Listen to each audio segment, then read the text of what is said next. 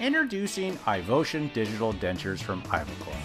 Experience unparalleled precision and efficiency with Ivoclar's state-of-the-art digital denture workflow.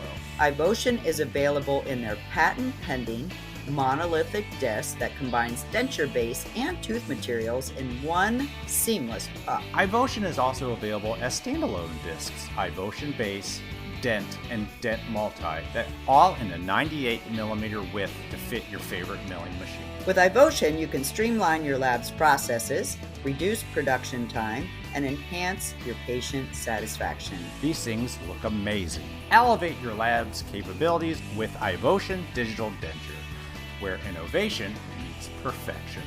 Discover the future of dentures today with Ivoclar. And as always, we thank you for your continued support of the podcast.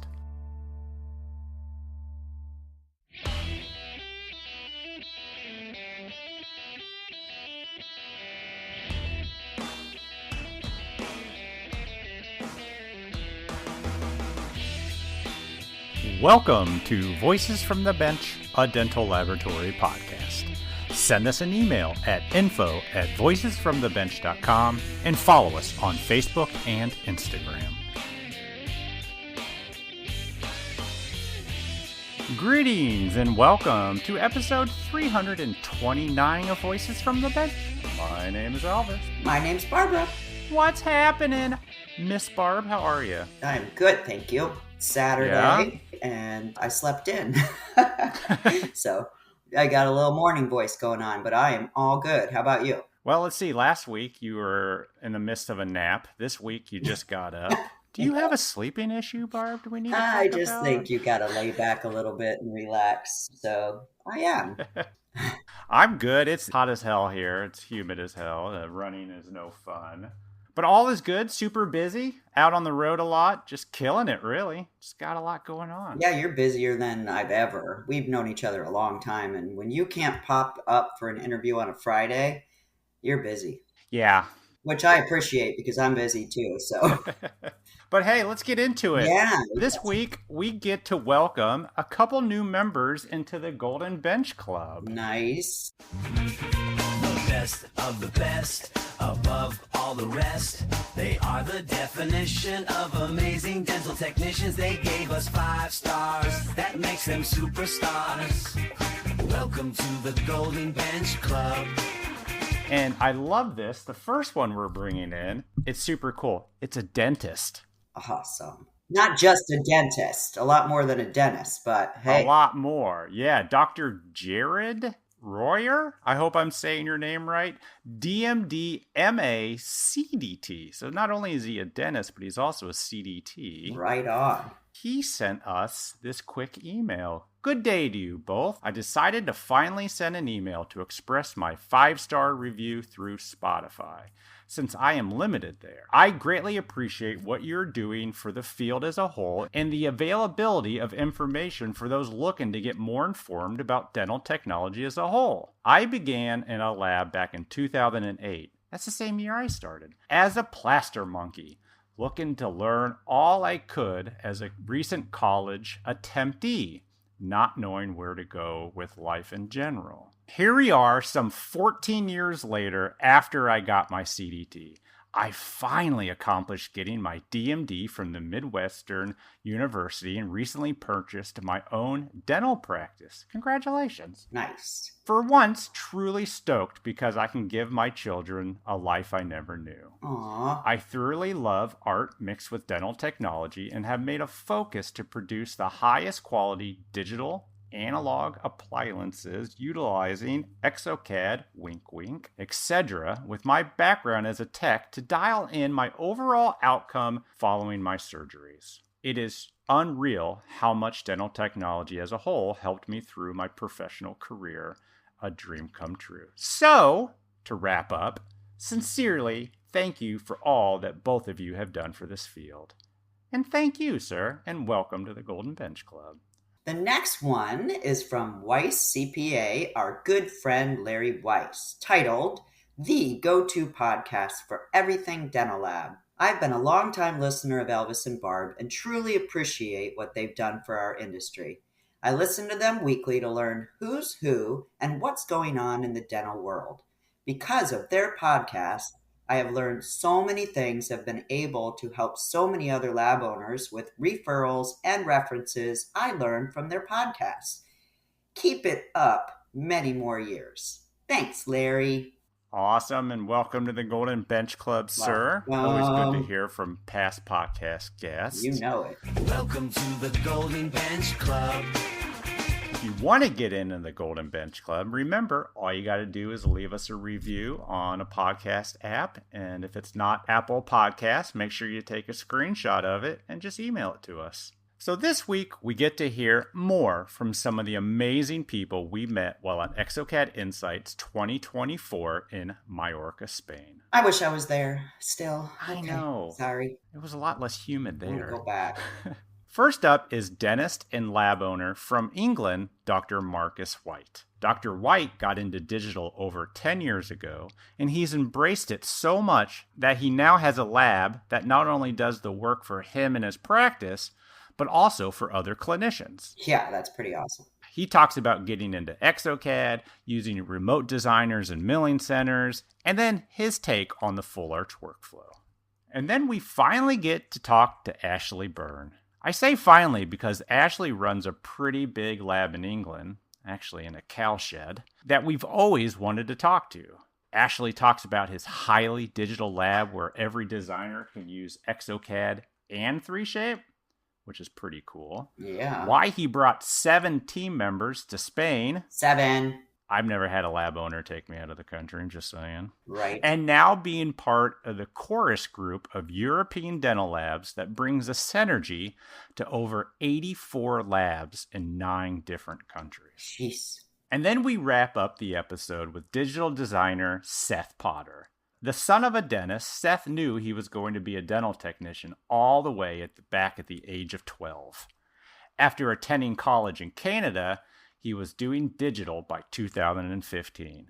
After a little change of job, Seth got himself a laptop and exocad and started doing freelance designing for anyone willing to give him a shot. Now he's an independent certified exocad trainer, and he talks about that certification process, how he got work in the early days, and how people find him now.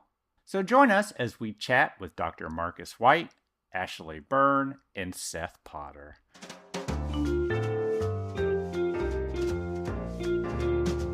Voices from the Bench.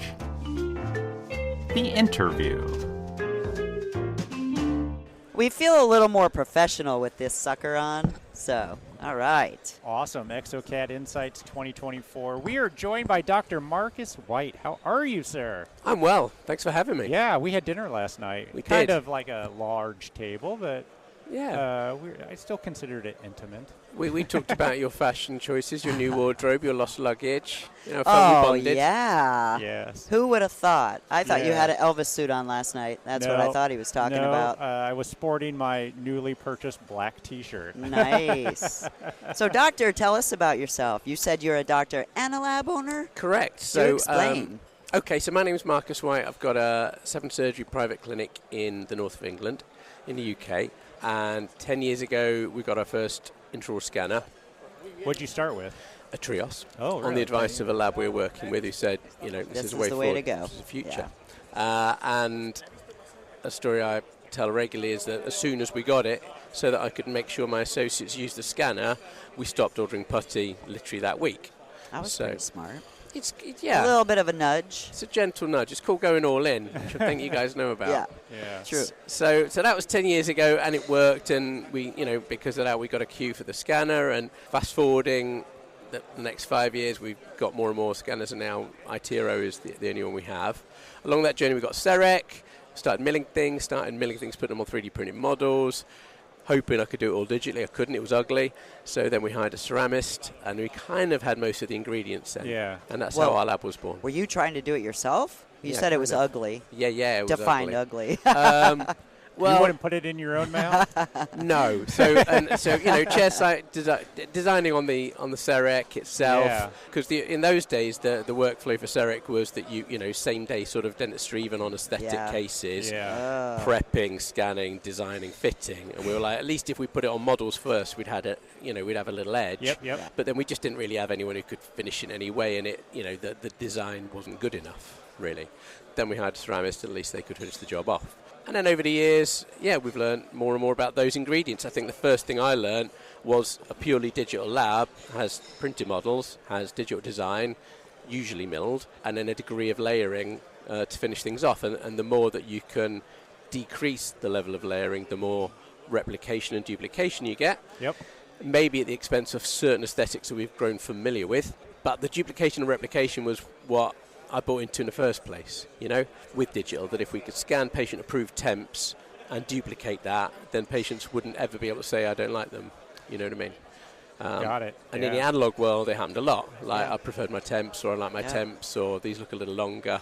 So to be able to win those arguments and say they're an exact replica, they're a shinier version of what you just came in with, was sort of the backbone of the workflow that we... So you were designing and milling temps? No, but we were doing digital design, and then putting the temps on. Oh, I see. And then we have a review process called the veneer design checklist, where the patient attends, has everything, gives us 2 thumbs up, is the idea, is rescanned if required, and then they're duplicated. So that process has gained traction in our patient base, that, no one gets surprised. Yeah, totally. Yeah. Because you can meet a lot of patients who said, I got these veneers 10 years ago and I never liked them. And you're thinking... How am I going to make you happy?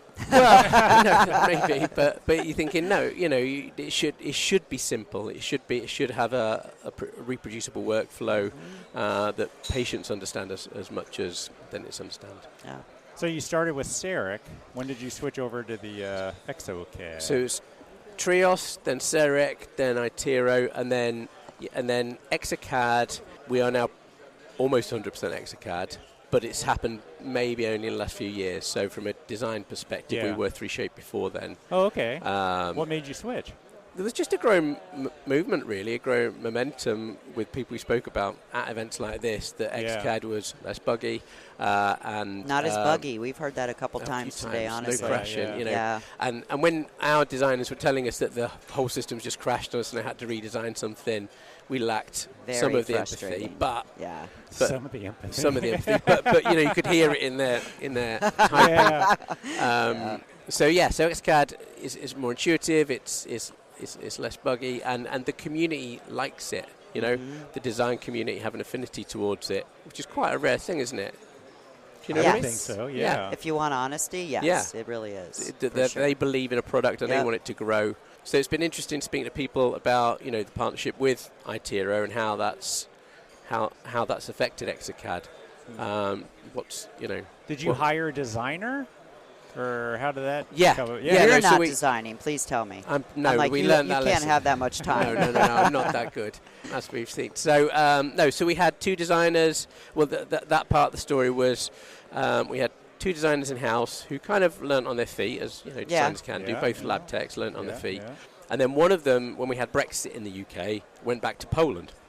Okay. But still worked with us. So that was our first lesson in how sort of global digital design can be. You kept him on payroll. We kept him on, totally. Yeah. So we kind of devised a per unit, fee structure. But that helped us learn that, it didn't really make a difference, you know what I mean? And if we were sharing screenshots or some sort of design in that manner, it didn't change things. And he liked it because it gave him flexibility from a digital nomad kind of a standpoint. And then recently we did make a bold move to not have our in-house designer either. And we found a firm, a global firm, with a very large team that we now have a close relationship with and intense quality control. That's a must. That could give us designs quicker, but still meet our protocols around being inside design parameters and not exceeding. So if this is an approved design for the patient, then the definitive has to live inside that from an occlusal and aesthetic perspective. Right. And all the time, like we were just on stage now, half that battle is then teaching other dentists the value in that. Right. Do you know what I mean? Yes. Non-digital dentists who Yes. don't get the importance of digital. And for me, that's the whole thing. You know, designing something, testing it, having it approved, replicating it. Yeah, there's a lot of benefit to that. Yeah. But the UK is a little bit behind on the digital side, aren't they? I mean, you hear about it. America, you know, where we're at is kind of... It is, yeah. leading You're the ahead. way. Yeah, we're ahead You're of the ahead for curve. sure. So it's interesting, you know, we've done the early adoption, but I just don't think people are capitalising on what they have or realising all the value it brings. Sure. So I think we did have a good burst of everyone buying a scanner, but I don't necessarily think they all know what that scanner enables. You know? Are they just sitting there?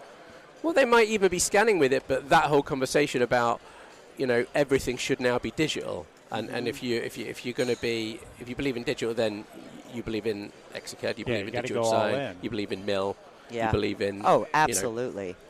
next to full contour. Yeah, so I don't think they've gotten that, and therefore they don't see the extended value yet. So you have 2 ceramists? Yes.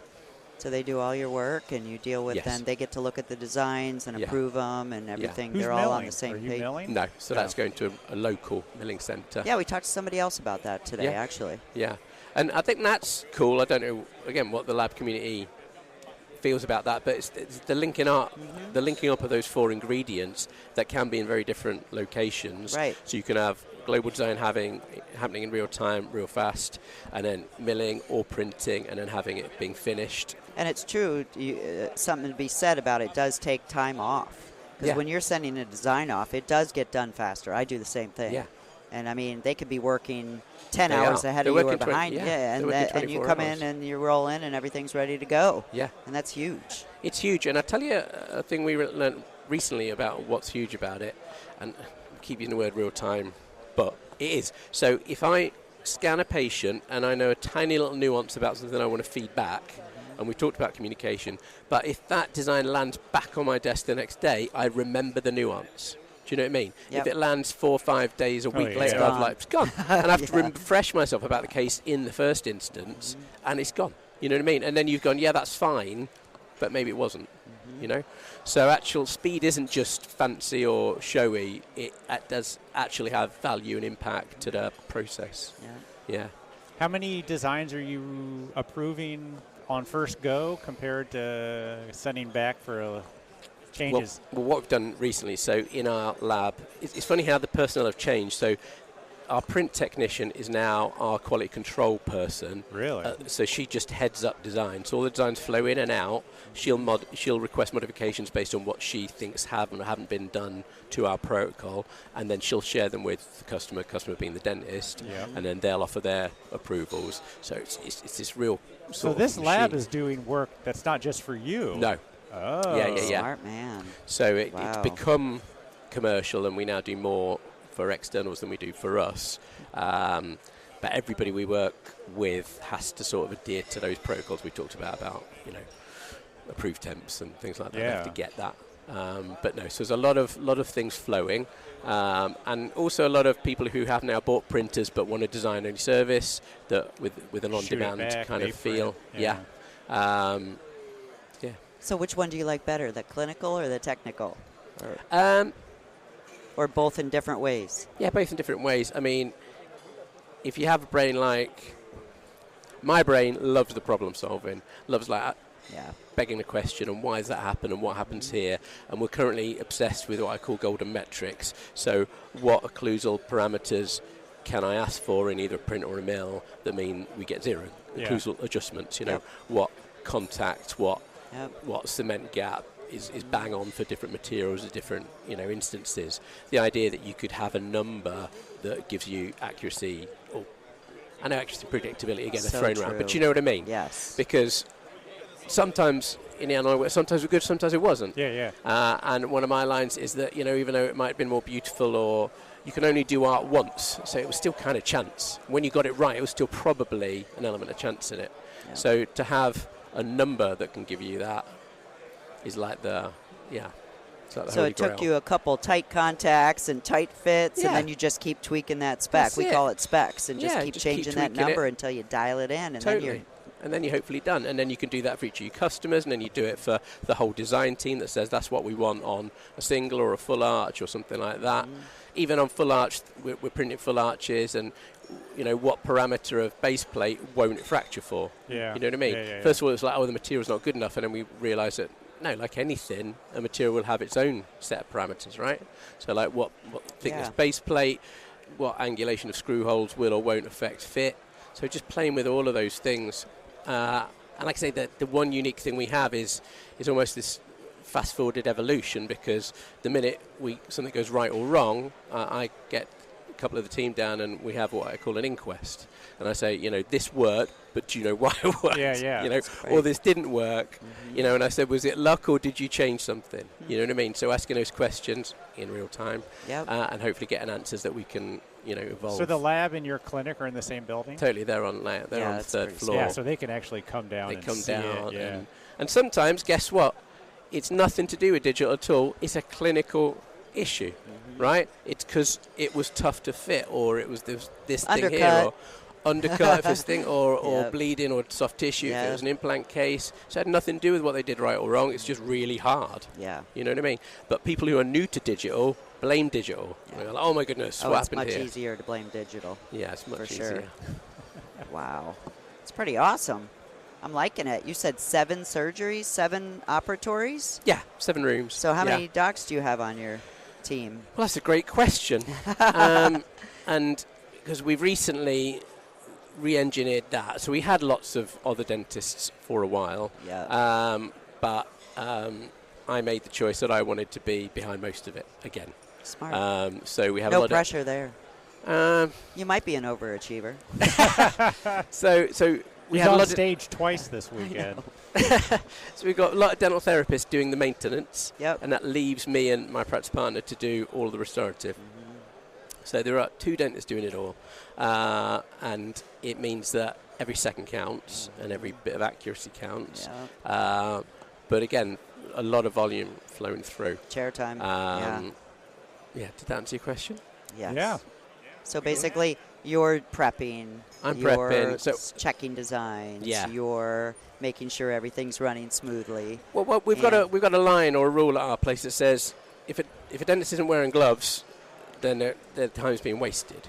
So we have treatment coordinators who do a lot of admin, a lot of patient coordination, a lot of communication. Yep. Dental therapists handling the maintenance. So I should really just be wearing gloves. Yeah. And those gloves either be prepping or placing implants. Yeah. Sure. And sometimes we have what I call the digital dream, which I know in America you do similar things where I will leave my patient to see another patient to have a very quick conversation while that nurse is scanning them. So you leave one scanner effectively running Yep. and go to another room to review a scan or have a very quick bit of chat, and so all the cogs are moving very fast. Yeah. Never stops. Never stops. But then, so am I a control freak? Who knows? If you're asking your own questions, Asking then my own probably. questions. Sorry about that.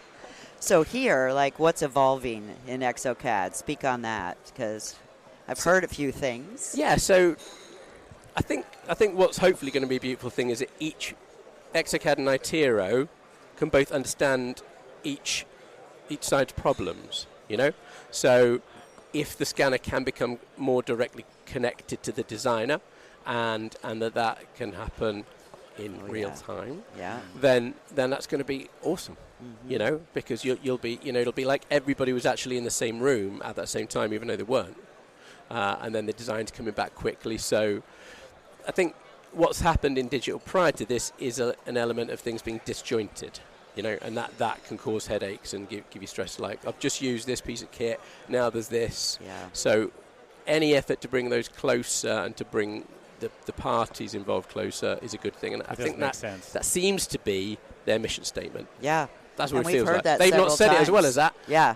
But that seems to be what they're doing, is trying to bring all those Interesting. parties closer and trying to bring a sort of direct connection between those parties. Because they really haven't done an iTero exocad together anything, right? I mean, it's still pretty separate. You can't do exocad on the iTero. Well, but that's what the design suite effectively does. Yeah. And that's what the connector effectively does, is bring them into Brings close them contact. together. Yeah. Wow. And so, if you have a dentist who likes both products already, then they're loving it, because they know that it'll bring extra value to things they already do. Sure. Yeah. That's awesome. Wow. And you mentioned you place implants. Are you designing surgical guides with exocad? I don't, and that's Okay. just a personal preference, but it's very restoratively led, so we do Okay. digital designs and stents that inform me that where I've placed my implants and put my multi-unit abutments is in the right restorative Yeah, envelope. yeah. So that's kind of my approach. It's still very digital, but I just don't tend to favour Doing the guided. surgeries. I just like to do it freehand. Yeah. Oh, you do it freehand? Yeah. Nice. No guide, yeah. But as I said many times, so we have a standardized platform of 6 implants. So I place about 700 implants a year. We do about 3 full arches a week. Wow. All scanned at surgery. So we get 3D printed provisionals made from the scans we take at surgery with an iTero. Yep.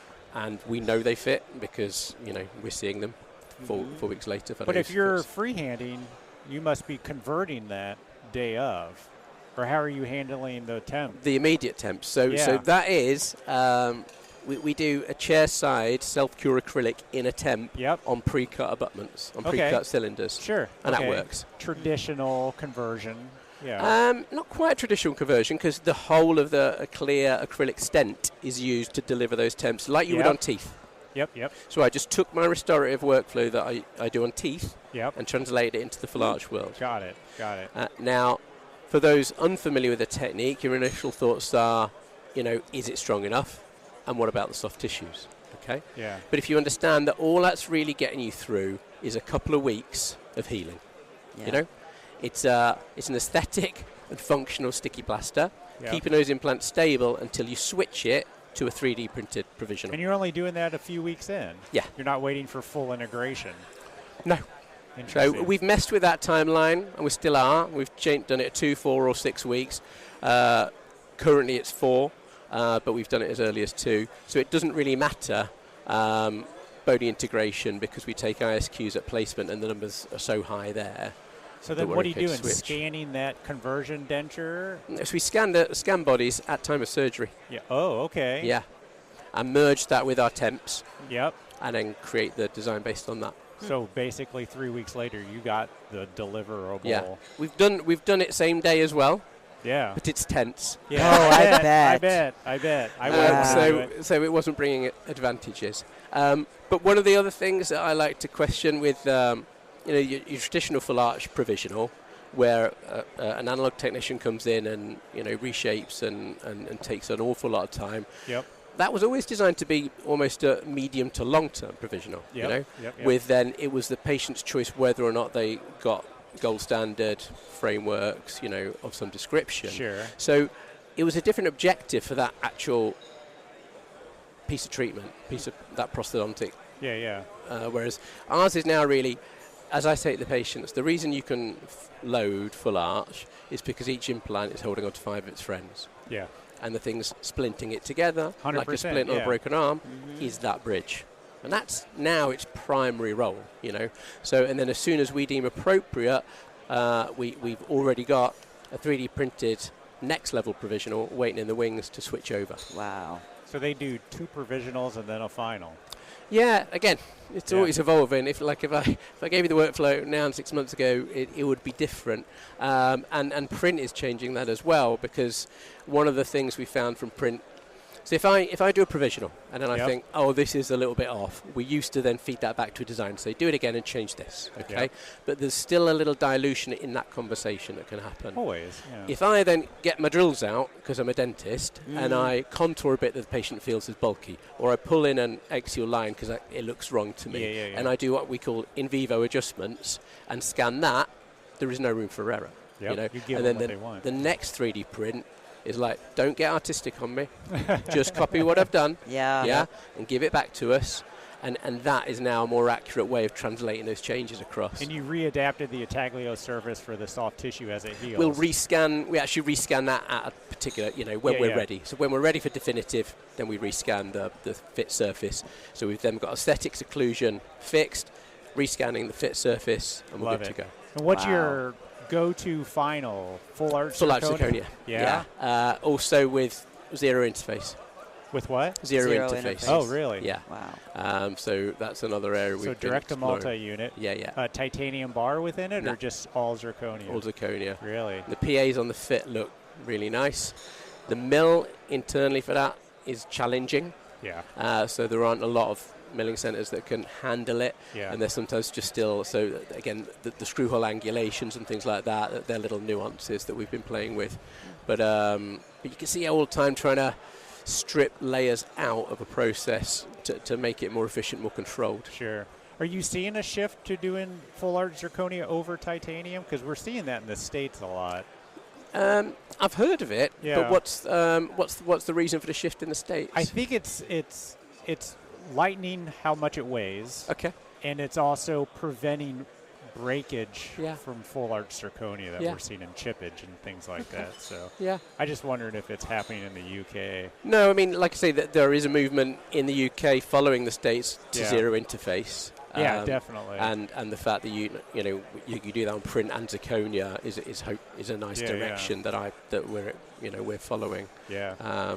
And the idea that gives you long term. So even if they did fracture that zirconia, it's You not the can most costly thing in the world yeah. to remill it. Yeah. Yeah. Or if they fracture the print, so taking more and more componentry out of that means it's just a refabrication once you've nailed all Well, the other there's bits. even a shift in America where you do a titanium bar, but it's just PMMA over it Yeah. as Yeah. the final. Yeah. And they just, every 2 years, you're They probably going to have to re-strip replace it. Yeah. Yeah. Which is, again, it's always asking what's the objective of the prosthesis we're giving them. And even if you went print, because it's going to be gentler, but then knew that you could reprint it in a year or two. There's a colleague of mine who talks about a subscription model within 3D printing. you know. Yeah. So it'll be a low price point for entry, but they know they're paying monthly, so that any time it goes, you just reprint. But I'm worried about the patient having to be tied to that doctor forever. Well, that's You know what I'm saying? If they move, yeah. is that data going to go with them? Or Well, it's a good question, but it's I'm leveraging that. I from minute one, the fact that we've got a lab on site, I tell patients we'll own the files of your veneers, crowns, Yeah. full arch bridges. So I lean on that so that they do have a loyalty to us. You know there what I mean? you go. Ain't Yeah, nothing that's bad. smart. Yeah. Because all dentistry in the world is temporary. Yeah. Okay, and so all dentistry in the world will create a maintenance program of some description, whether that's bonding, porcelain, or anything. So I don't think that loyalty is a bad thing. Yeah. And just having all that knowledge and data, every scan we take creates loyalty. I tell a Yes, story. I see we've got Apples here in front of us, Apple phones. Yeah. Oh, yeah. But if Samsung invented the hover phone or the hologram phone, I'm not going to buy it because all my family's imagery are in this phone. Yeah. Yep. So So I think I know how to use. It's true. that too. Yeah. But so patients' loyalty to that our files that we Yep. leverage the importance of all the time. I think that's powerful. And I on the do lab too. side, we're doing that. I mean, Yeah. everything Forever. we design, I tell our offices, we have these files forever. We're Yep. holding them. If you ever need them, we Yeah. have them.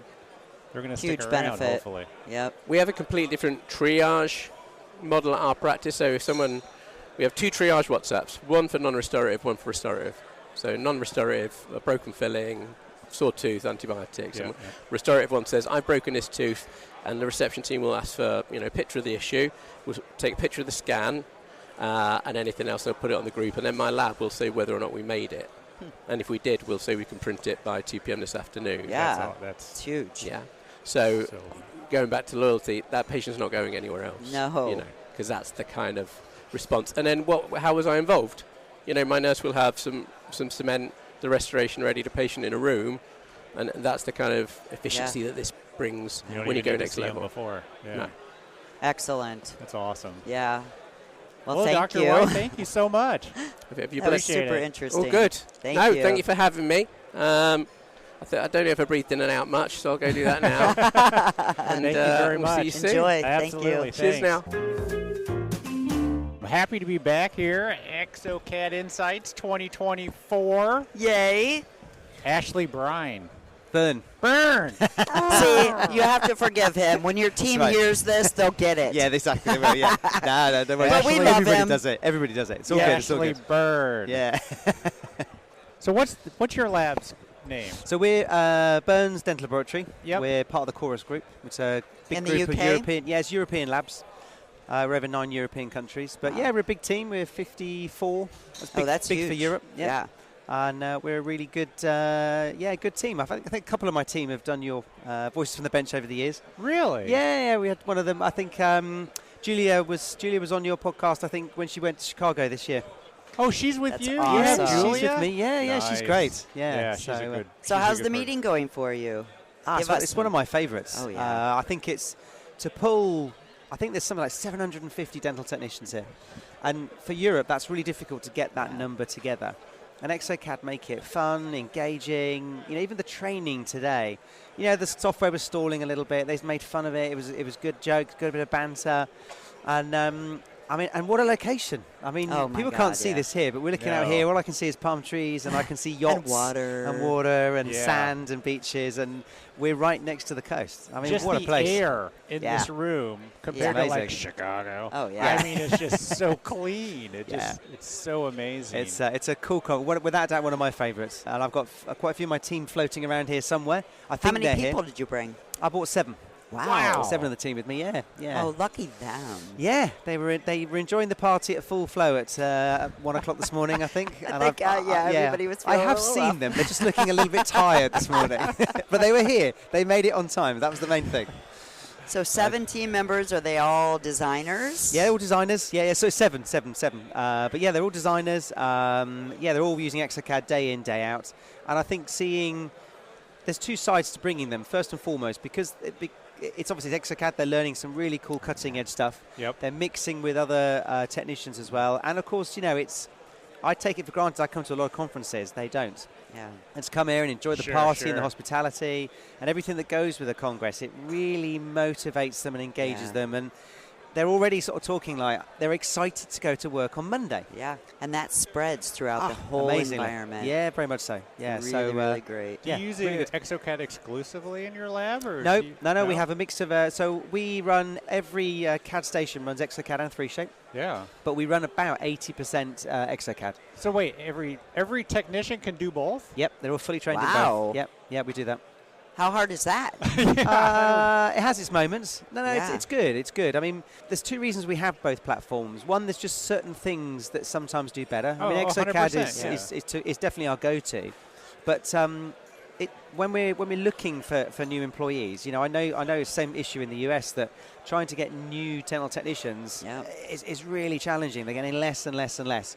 So if I shut myself off that we only do one or other, I'm shutting myself off to half of the trained people. That's brilliant. So they come in, but also they're keen for their own career path to be able to learn both, which opens up their career path. Hopefully they stay with me for a long time, and Sure, they of do. course, yeah. Bringing them to things like this helps the engagement. yeah. Yep. But yeah, training both is really good for us. But it just takes time. But we're a really family-friendly company, so the guys just learn from each other, and it happens pretty speedy. Do you let the technicians choose which software to use Yep. for They're the most case? comfortable with? Completely, yep.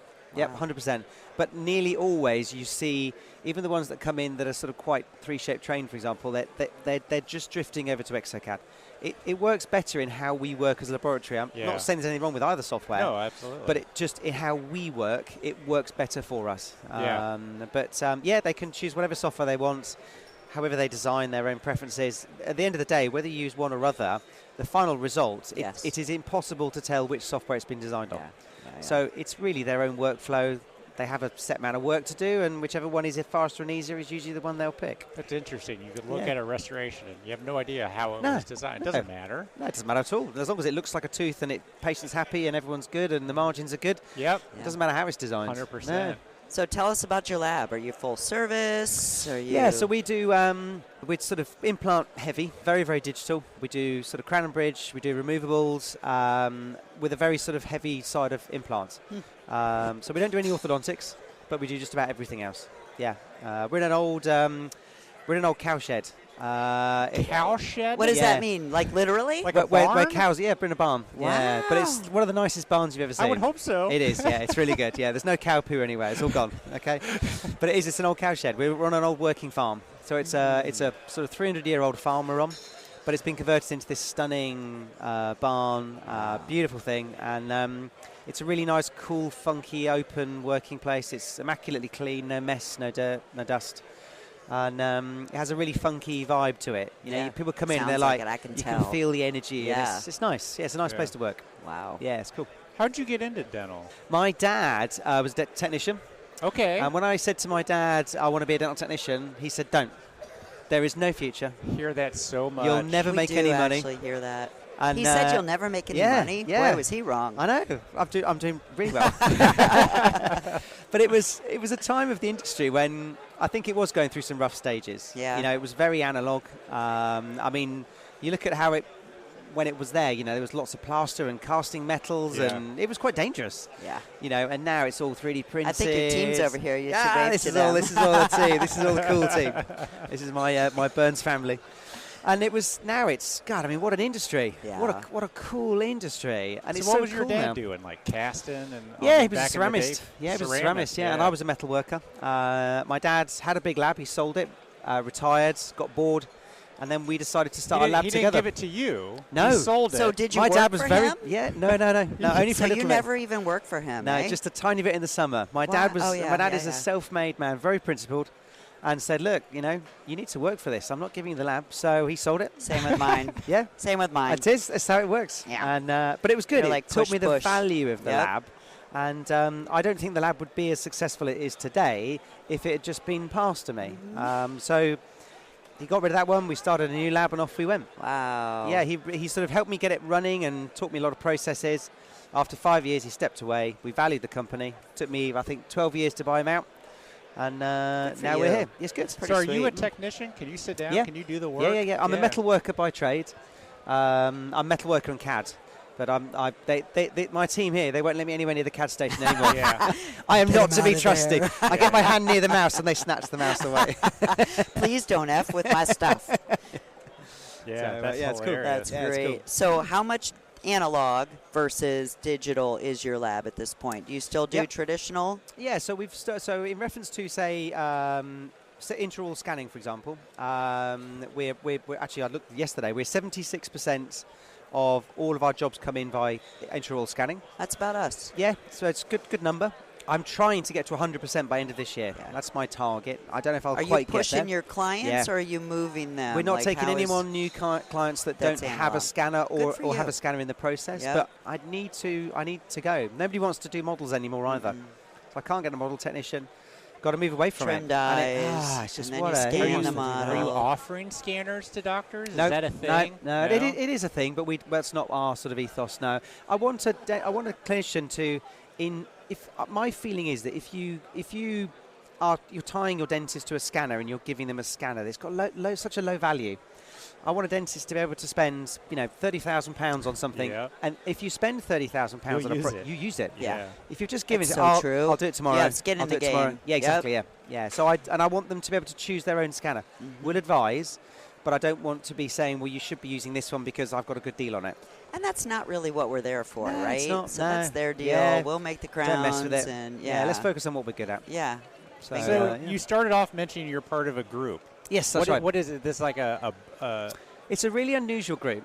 I don't think it's like any group in the world. And I've looked at Really? lots of different Are groups. they all dental labs? Yeah, they're all dental labs. Yep. There's 84 of us across 84? Yeah, across 9 European countries. So we're sort of we're Portugal, Spain, France, Belgium, Netherlands, Sweden, Norway, Denmark, UK. That's pretty fascinating. Yeah. With a collective group and an ethos that we're going to change the world of dental technology. And I mean that. Yeah. Nobody joins the group to retire or exit. Mm-hmm. You're joining the group with a good sort of 10, 15 year plan and a strategy to really take dental technology back to the forefront. And our ethos is about, when patients come to the dentist and they want some teeth doing, they're less, they're not really interested in the implant, they're not interested in the surgery. What they want is the white bit. Yes. And the white bit. They Yeah. do. we do, and Yeah. we're forgotten a little bit in that. So our belief as a group is to put the false tooth back in the star of the show Yeah. and put dental technicians back into where we should be. And we how? need to. How? We do that through.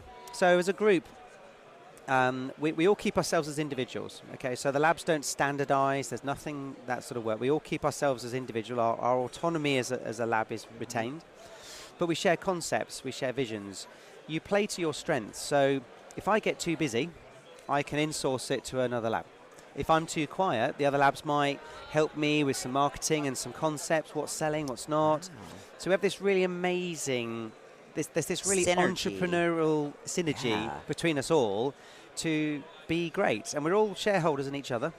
So there's an incentive for all of us to make sure we're doing well. And it's the most incredible family-feeling group.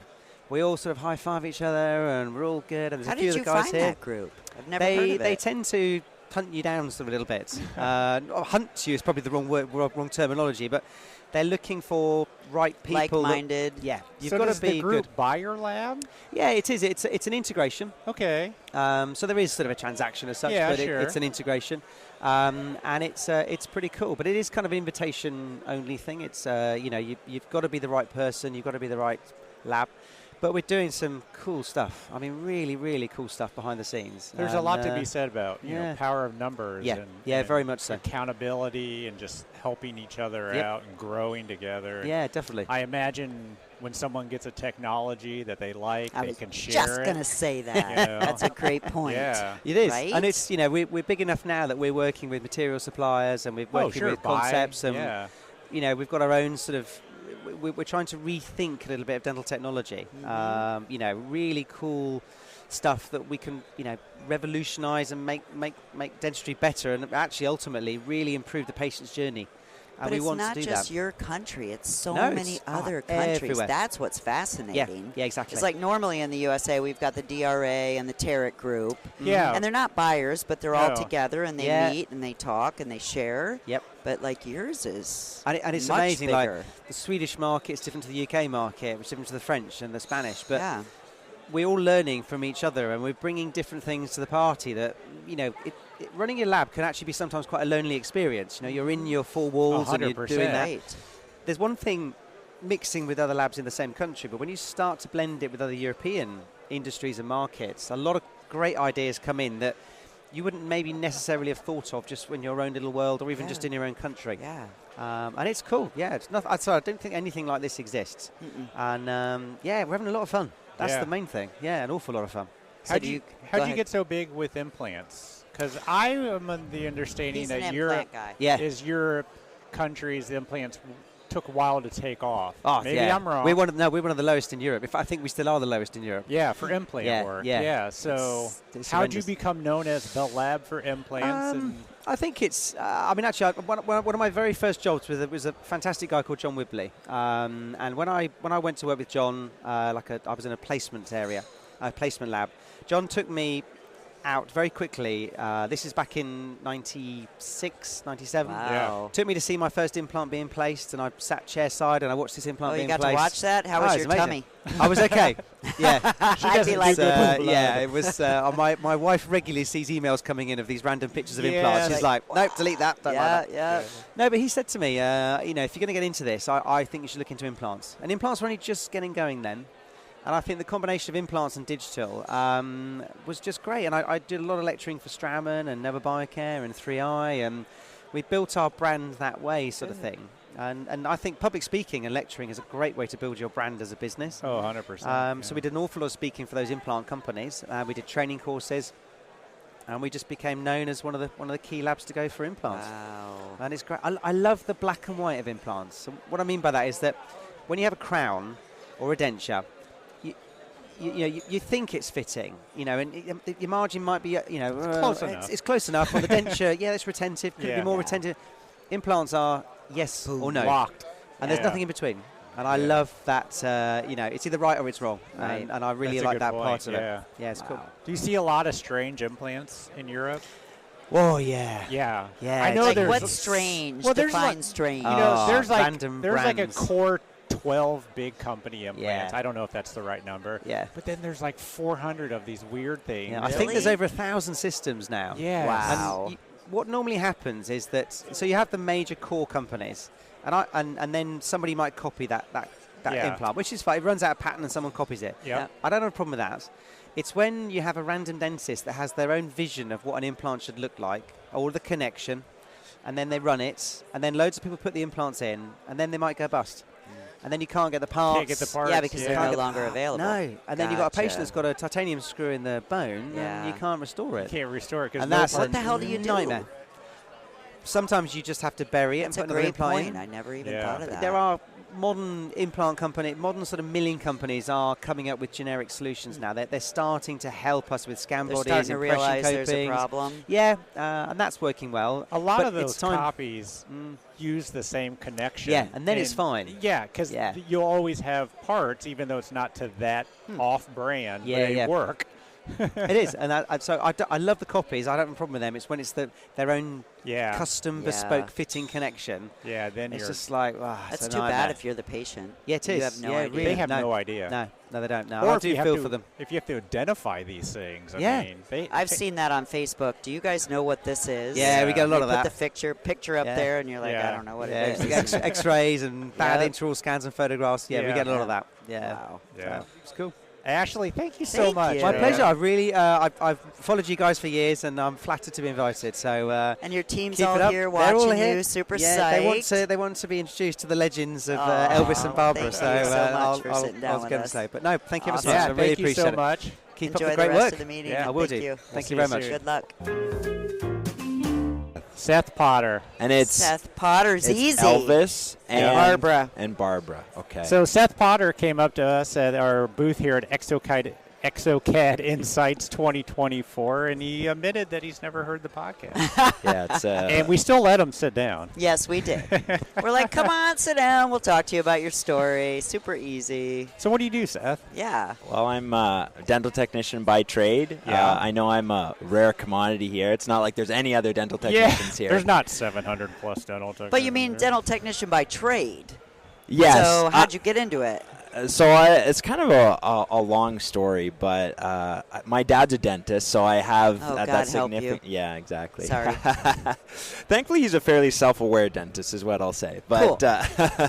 but anyways, so I've always kind of been around the dental sort of industry. Sure. For a while, like when growing up, every year for like a month a year, my family would do, well, mostly my dad, but we'd all sort of help in different ways. We'd do dental relief work in the Dominican Republic. Oh, I love that. For a whole month? Wow. For a whole month, yeah. Wow. About every year. So we did it for about like 10 years, and they did it after I moved out at 18 and went to school. But yeah, so I've always been around dental.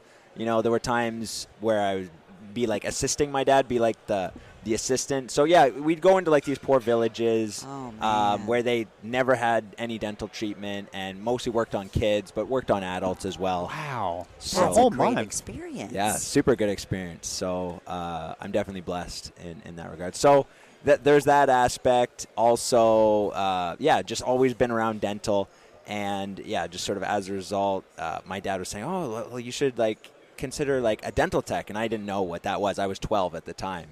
And sort of I went through all my teen years just thinking, I'm going to be a dental tech. And I just didn't really question it. And then when I graduated high school, I applied to one of the colleges in Canada that have the program, and I got accepted. So I took that as a sign that, okay, I guess I'm doing Nice. this. Yeah. How many years was the program? It was only 2 years. So Yep. there's two schools in Canada. There's George Brown College in Toronto, and there's Northern Alberta Institute. I've heard. Tech- Yep. yeah. We heard George Brown a lot. Absolutely. Yeah, that's kind of, I'd say, the main one. You know, it's in Toronto, you know, the biggest city in Canada. That's a 3-year program. Okay. The second biggest school, or the second biggest dental technology program is in Edmonton, Alberta, which is kind of like the Texas of Canada. Well said. That's awesome. But no yeah, description needed. that's other than right, that. exactly. That makes sense. So that program in Edmonton at Northern Alberta Institute of Technology is only 2 years. So I only went for 2 years. I graduated, got a job right out of high school, right out of college. It actually just worked out perfect. I had a friend at church who was neighbors with the lab owner. Oh, nice. See, you did know somebody Yeah, that's other than right. your dad. Yeah, that's right. That's So, cool. and it was a great experience to get into that lab because it was a small lab. It wasn't like a production lab. You did all your cases start to finish. I had the two main Everything start to finish. everything start to finish. So I got to learn how to do like gold crowns, PFMs, like the traditional stuff. They weren't doing too much digital when I got on board. But I sort of talked to the owner, like, when I was interviewing, and I was like, hey, like, I've always loved the digital aspect. Gave him a little nudge, Gave him eh? a little nudge. It was 2015, so digital stuff had been Early, out for a bit, yeah. but, you know, it wasn't, like, mainstream Did you yet. learn it in school, digital? No, the program didn't have really any. And how did you get excited for it? I've always loved, like, technology. Like, I built my own computers growing up, you know, like played video games, all that sort of stuff. So I've always loved technology. And then, you know, my passion for the dental industry was sort of that merging. And the timing just worked out perfectly that that was when the industry really took off digitally. Yeah. When I was started at that lab, it was about, I want to say 10%, 5% was digital. And it was just all outsourced. There was another lab in the city that had a mill and had the software. And then I think a year into me working for the lab, I sort of worked with the boss, with the lab owner, and we sort of did research on the software, and we settled on exocad, got the roll and mill, all that sort of stuff, and the Medit scanner. And so he bought all the equipment. I built the computer that ran the software. Yeah. I set up the whole software, learned how to use it, then taught the staff how to use it, and I was kind of like the go-to guy. Self-learned? Yeah, more You or less. literally Yeah. taught yourself how to use it. No courses or anything? No courses. A lot of YouTube videos? How the hell do you do that? I don't know. I guess I'm a fast learner. I've always had a knack for technology. I can pick it up pretty quick. Click until you figure it out. That's right. So, there's a lot of trial and error, admittedly. So then you taught everybody. Yes. Yeah. exocad has an undo button, right? Yes. Yeah, that's Thankfully, all you need. That's you know, that saves my bacon. Back. Yeah, exactly. 100%. So that's sort of the background, and then I worked there for 5 years. The two main technicians there, the lab owner and Charlene was the other one, really talented technicians, and because we did our cases start to finish, that was really good experience for me. And the digital world is great, and I love the digital world, and that's purely what I do now is just in the digital world. But, you know, I think it's so important to have that foundational knowledge, know how anatomy is supposed to look, know how to make it by hand. That's going to just accelerate and improve your digital design that much for better. Sure. So anyways, in fall 2020, I started my remote design company. So that's what I do now. So I just do purely wait a minute, remote you just design. left the lab and said, I'm going to do this myself? Yeah, I mean, it was kind of like in COVID and everything, yeah. you know, like COVID in March, like it shut down. We were off for the summer. And then when we sort of got started back up again, I had sort of already in your brain. I knew that I kind of wanted to do something different, and it also didn't work out, I think, with the amount of like work that the lab had. So they let me go, and that was sort of like something I was relieved about. I was like, perfect, this is giving me the nudge and getting me ready to do my own thing. And, so what'd you do, go out and buy exocad? Yeah, so I think... Well, you said design services. Yes. Yeah, so how does that connect? So yeah, designing an exocad, essentially. So, yeah, in September of 2020, I bought a laptop.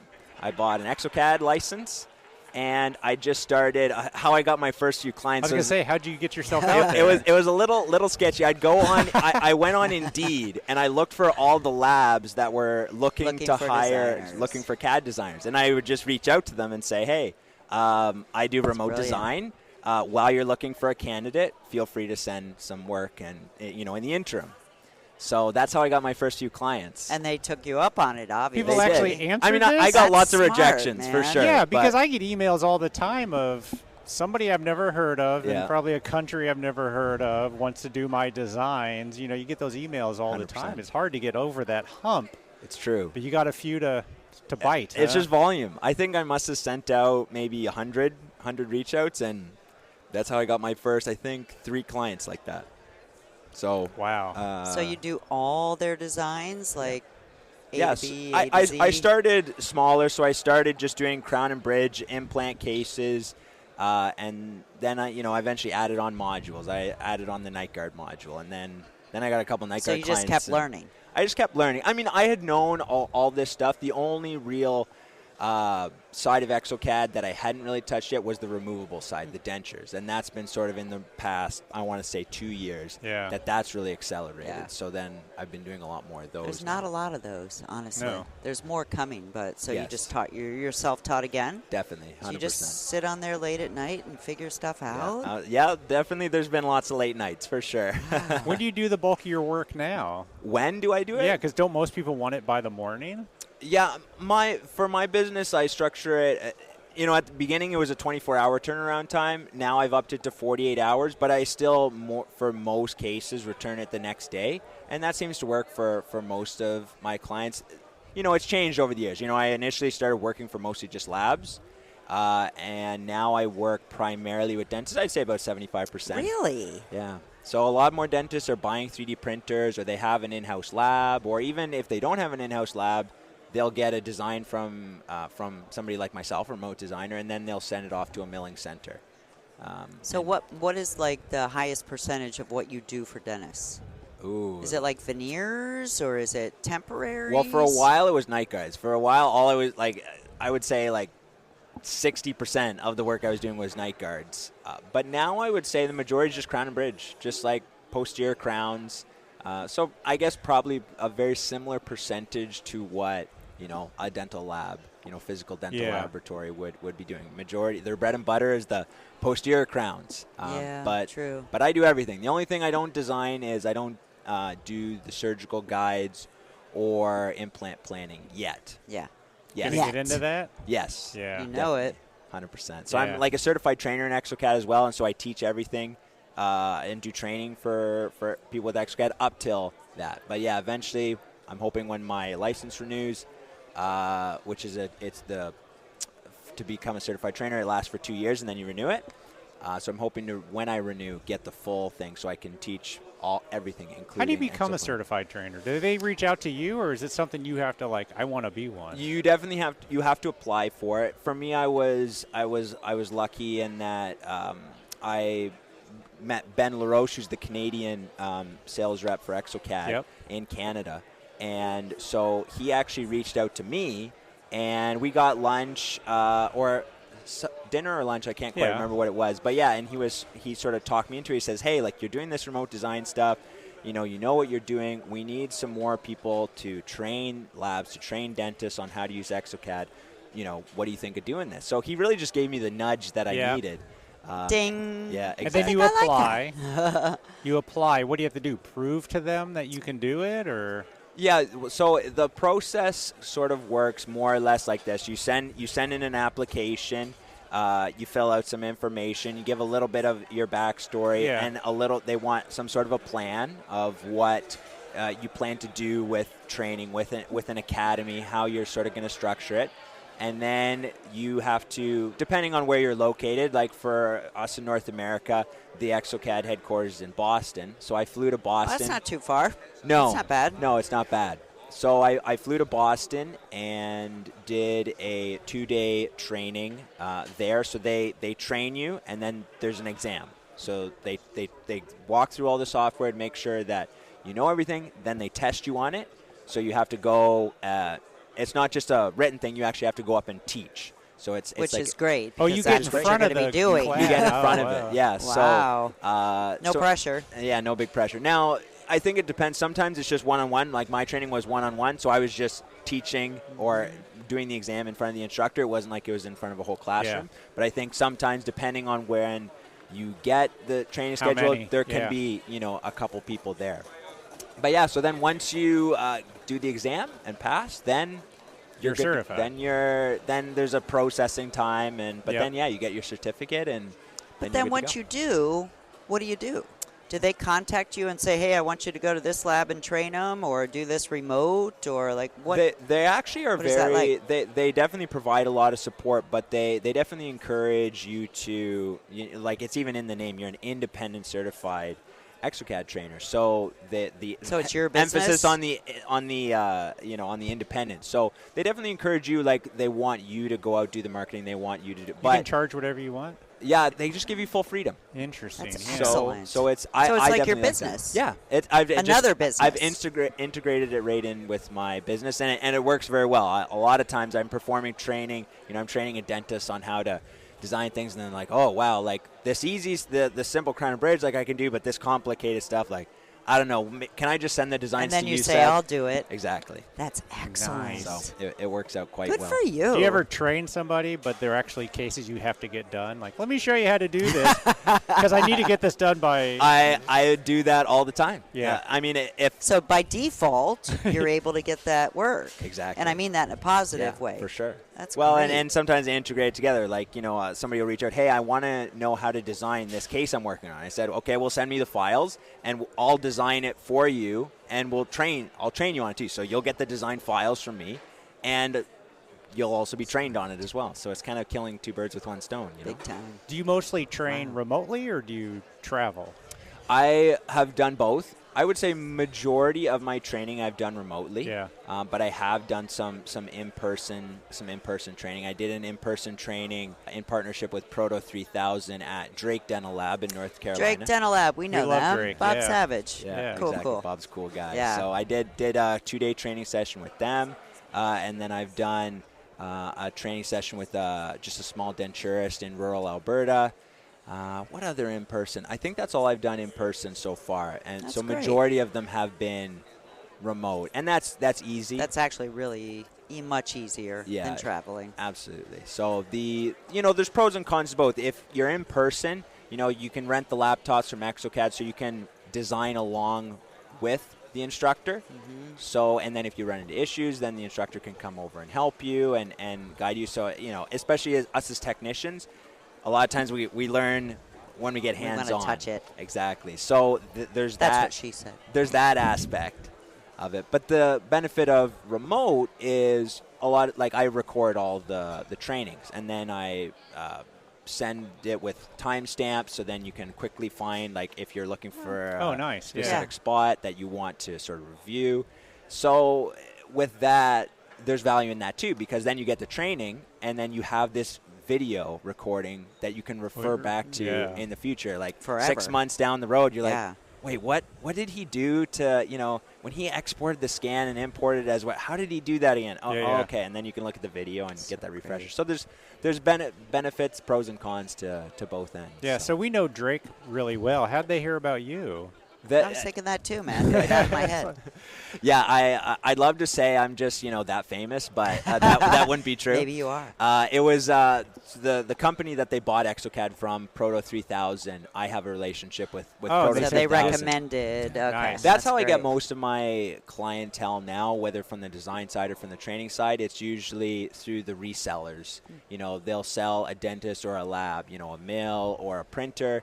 And then the office is like, well, How do I use this? how do I do my designs? And then they're like, well, we could sell you the software, or you could just send your designs to Seth. Or they buy the software, and it's like, you can get Seth to train you on it, and he can provide you designs.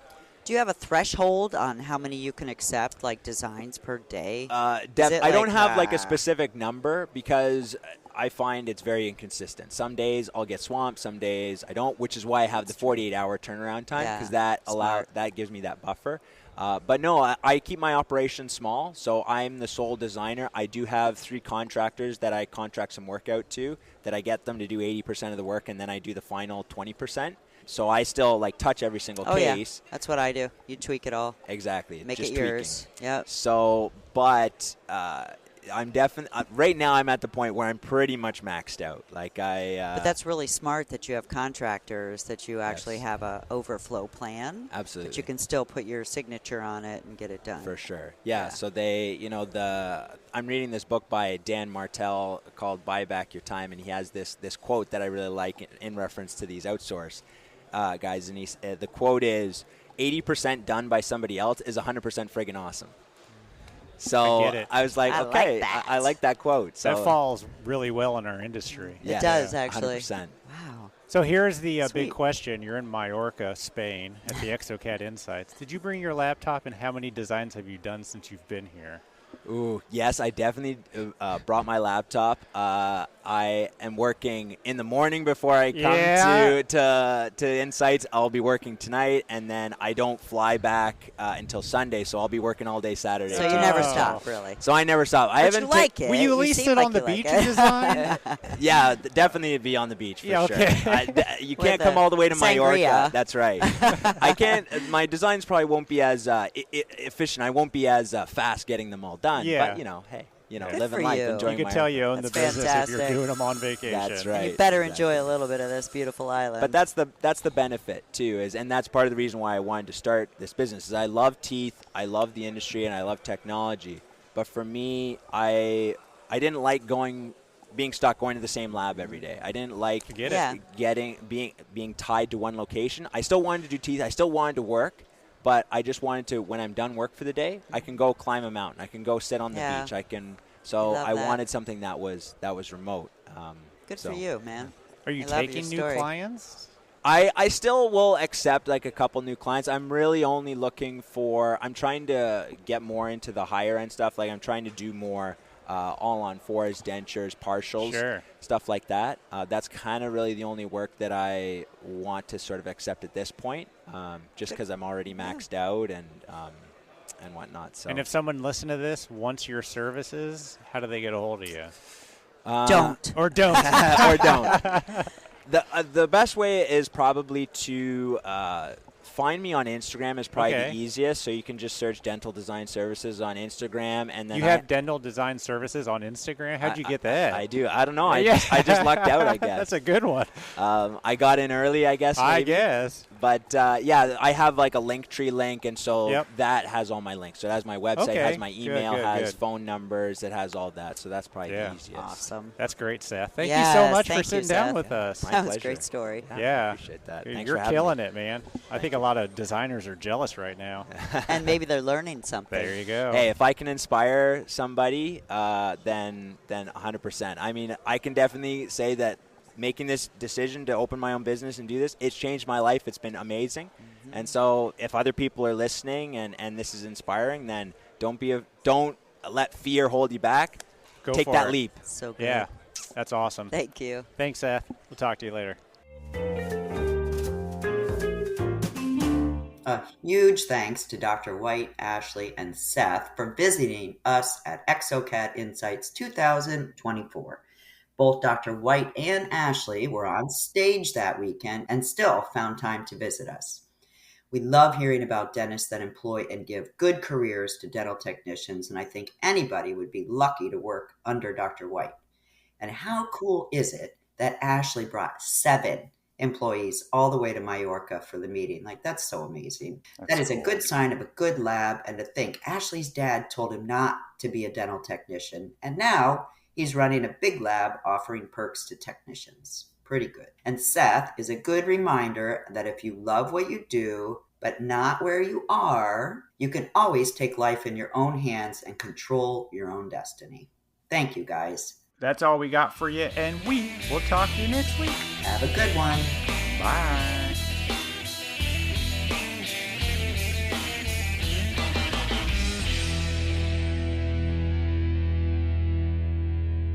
Damn, that's a lot. It looks like a lot on your phone. The views and opinions expressed on the Voices from the Bench podcast are those of the guest and do not necessarily reflect the official policy or position of the host or Voices from the Bench, LLC.